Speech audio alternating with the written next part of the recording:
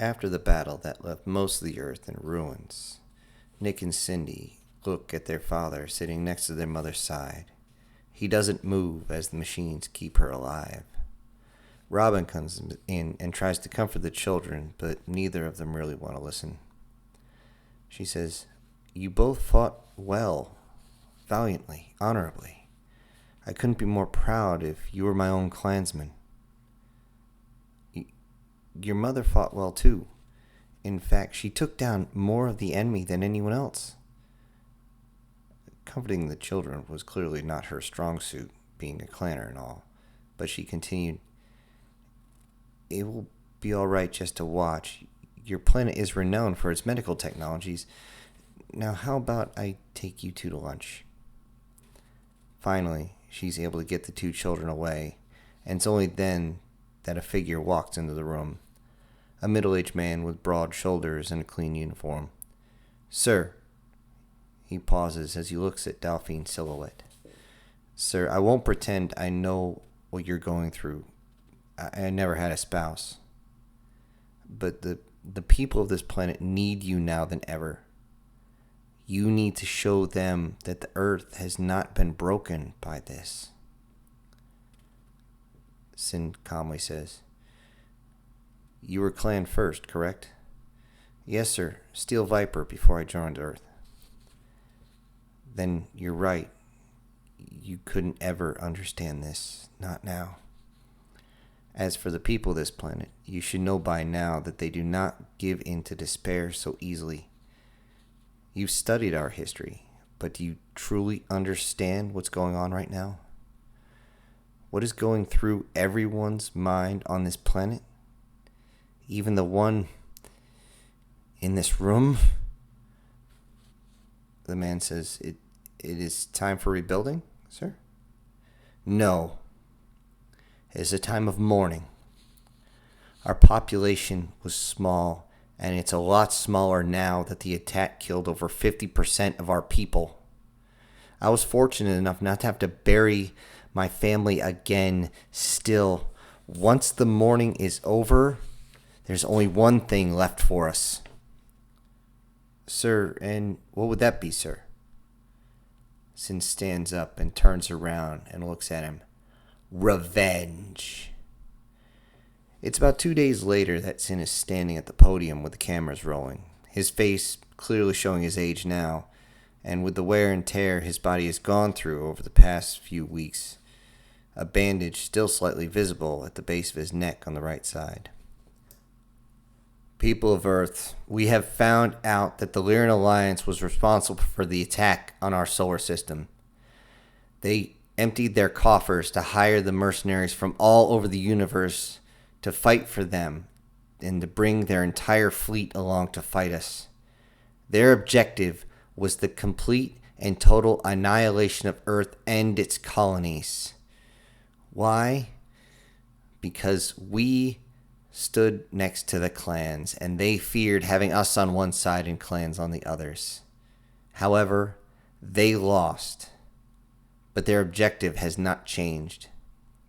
They even fired on Intersphere and Draconis ships, along with our Davian and even Capellans that were stationed far outside the battle zone. I have once said that Earth has no desire for conquest, not anymore. However, I did not mention something. We still have a strong desire for revenge. I will put it to the Council to decide on a declaration of war against the Lyrans.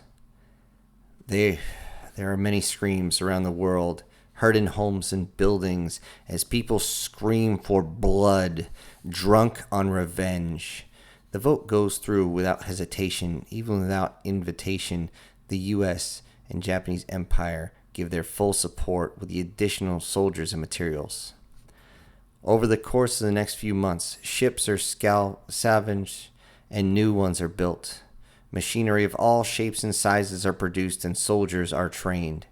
In the midst of all, the Earth receives a shock. Dozens of clans' dropships begin to arrive to give their support in the coming campaign. This continues to increase the number of soldiers at Sin's command. As the group finishes their preparations to leave, families say goodbye, and the only ones that are left are the young. This includes Sin's children, and a group to teach them and watch over them, as well as a small group for defense. With the new orbital defense grid, even a group as big as the one that came before couldn't get through without taking 90% casualties. The fleet begins to move off Earth, and once again, the Earth is quiet. It will take several jumps to reach into Lyran's borders. The leaders make their final touches on the battle plan as the rest of the fleet drill constantly. As they enter Lyran's space, alarm sounds as they pick up not one, but two fleets waiting just outside of weapons range. It isn't until they check the registration that they find out that it's two separate inner sphere fleets, Draconis and Federated Suns. By the last leg of the journey, the battle group has reached almost epic size. But instead of a battle line, they find that the first planet is completely empty, evacuated. There are still fresh burn marks from hasty takeoffs. Most of the equipment and buildings are still standing. Some of the government buildings have been burned, but for the most part, the planet has been left untouched.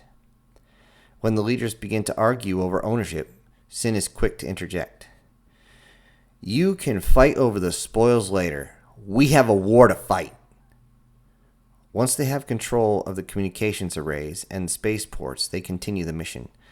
Strangely enough, it's the same on the next three planets. As they look around, it is easy to see that the Lyran Alliance had gone wrong. There are signs of corruption is evident. Many of the government buildings and housing were lavish, yet the general population had to get by with just the bare essentials. This disgusted Sin so bad that he orders several government buildings to be used as target practice. Needless to say, the other leaders were not happy. Teresa says, I just found out that your fighters turned the planet's palaces into piles of ash. Katana interjects, I have heard the same thing. Explain yourself, General. The Wolf Khan says, control yourselves. This war was started on his planet, and we have all decided to make him our commander until Sin raises his hand to quiet them all. She asked me the question, and I will answer it. Sin pulls up an image of a palace and the city around it. A topographical map. However, it's basically a photo. He asks, tell me what you see here. Teresa says, I see the palace and its gardens in the middle of the city. Is that what you see as well? As he turns to Katana. Yes, it was beautiful, but now it's gone. Sin says, perhaps you should look someplace other than that pretty white building in the center and start looking around. He zooms in. As you can see, only a handful of buildings here are more than 1 story tall. Also, most of them are made of weak and cheap materials. This tells me that they lived in a city that had to live in poverty, while the leaders lived in luxury. This is one of those telltale signs of corruption. It was evident on my planet a long time ago. Sin pauses to look at the two. Any leader that thinks themselves better or more important than their subordinates does not deserve to be a leader. The two women got the idea and stayed silent as they sat back in their chairs. The clan leaders seemed to grin at this because this is a lesson they must learn or die. After a few seconds, the meeting continues. It isn't until they reach the 5th planet that they find people, but none of the leadership is there. When the battle group makes planetfall, all they find is farmers and miners. It's almost disheartening not to fight, but it is an almost ego boost knowing that your enemy is running away from you. A small group is left behind as a communications port, and the rest continue on with the mission. The 6th planet, they find jump ships loading up, but by the time the battle groups gets within lunar orbit, they've already jumped away. This time, there are still soldiers left on the planet. The few that remain are either dispatched quickly or surrender without a fight. Still, it means that the battle group is catching up. As they look around, they find something disturbing. There are mass graves on the outskirts of the city. As they make the call back to the outer planets, they find out that every planet has them. Sin asks, why? It doesn't make sense. The commander from the Japanese Navy says, yes, it does. Just as back in the 40s, Japanese soldiers would rather die than by their own hand than by the enemy. It has been same throughout history, and it looks as though it is still practiced today. All those people, all those innocent destroyed, Sin says. Sir, it is a little late for second thoughts. I didn't know, so you are not to blame. Neither did you know. More like the Lyrans told their people they were coming and had them all commit suicide. The words did not console Sin any as he thinks about his children and his wife. The next jump will take them to the Lyran capital. Everyone is in position as ships prepare to jump. They are ready for the worst. The Lyrans have to throw at them. Everyone is on edge as they continue to jump. As they settle, everyone jumps to their station. Sin is in his direwolf listening to the command net. What is shown to him is a planet loading jump ships and drop ships. It is assumed that they are loading. Several break away. As they see this, the fleet is on the radar. The admiral calls out, "This is Fleet Admiral Dorsant of the Lyran fleet. You brought war to our planet. Now we bring war to yours." A voice comes out, "This is Captain Doshka of the dropship Karushkin. We are not part of the Lyran fleet. I am contracted to fly civilians away from this planet." The admiral says, "Don't try to blow smoke up my ass, Captain. We know what you Lyrans do to their civilians if they think they will lose. We found the mass graves of all those Lyran leadership led to slaughter." "But we only have civilians on board." "Then power down and prepare to be boarded." With that, several dropships began to run for it. The rest power down and stay still. Sin breaks into the net. "This is General Sin, commander of the battle group. If you are only carrying civilians, power down and you will have nothing to fear from us." Silence comes back. "If the so-called royal family is trying to run with their tail between their legs, then I'm assuming that they don't have any balls. And I'm issuing a challenge. If you wanted to kill us, now here's your chance to finish what you started. Turn around and fight me." Several of the ships actually stopped, but about 4 still tried to move away. The admiral gives the orders to stop them, and fighters fill the skies and rush in. The Lyran fighters appear, but they're severely outnumbered. It is a very quick fight, and soon the jump ships have to power down or risk blowing their reactors. With space at their control, they move forward to secure the jump ships. However, things are never that easy. Fighters begin to rise from the planet as the battle begins. There are 2 frigates that appear from the dark side of the moon and engage the fleet. One shot from the tsunami's main gun takes care of them both. The Lyran's fighters are no match for the combined force, and it is a short fight. Then it is time to move and secure the planet. Sin feels the jolt of his dropship pulls away from the tsunami. He doesn't say a word. He just lets the ship crew do what they're trained to do. He waits for what seems like an eternity until the doors open beneath him. Again, he feels the burst of acceleration as the clamps holding his mech release. Then the boosters kick in, and the impact feels just as bad. Coughing up a little bit of blood. "I'm getting too old for this shit." His mech finally hits the ground before anyone else. He takes down 2 light mechs before anyone else even makes landfall. Pushing a discarded rocket aside, he makes his way to the targeted area. For these missions, the mechs and armor are dropped in formation, and they have to close in on the target. It saves a lot of time, and forces the enemy to spend time regrouping to move in.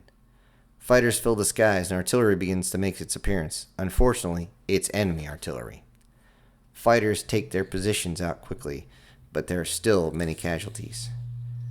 The objective, The main palace is quickly surrounded and the defenses taken care of. Infantry move in with mechs covering their advance. The battle inside takes less than 5 minutes. Sin calls a report and finds that all the defenses have been neutralized. With everything quiet, Sin looks around. Though the general populace lives in more modern buildings, it is easy to see that they still live in less than desirable conditions.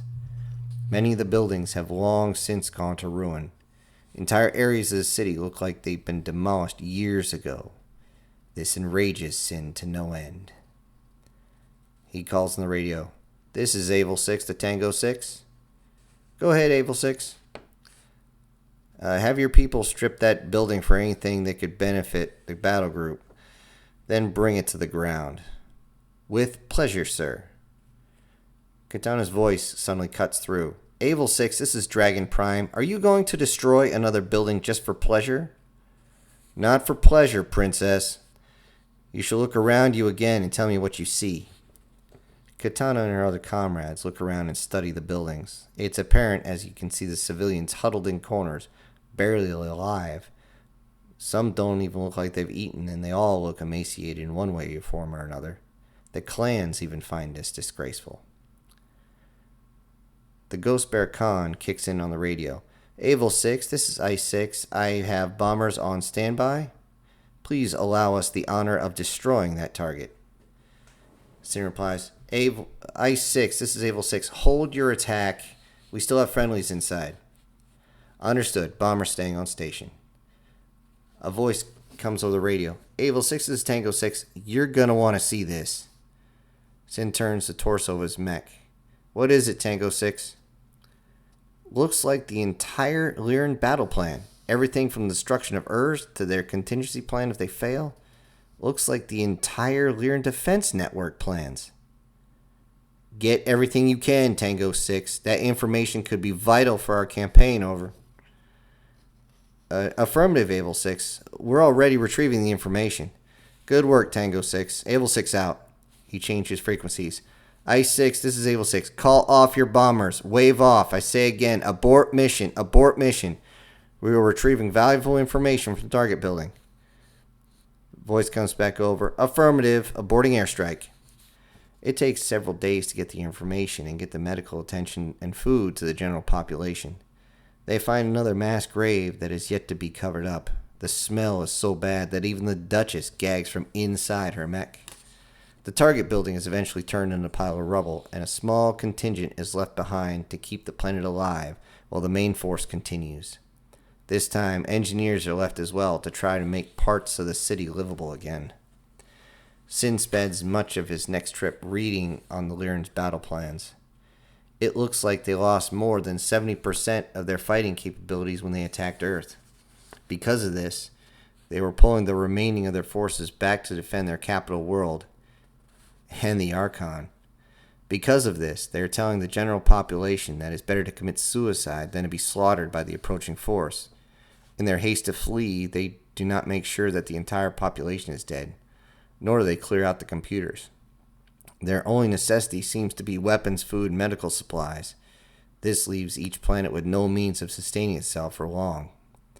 This information infuriates each of the commanders to absolutely no end. They spread this around the fleet, and it doesn't take long before each person has a newfound hate for the Lyrans. With only one last planet to go before they reach the Capellan capital world, the entire fleet is chomping at the bit to take more of them out, and it doesn't take long before they're going to get their wish.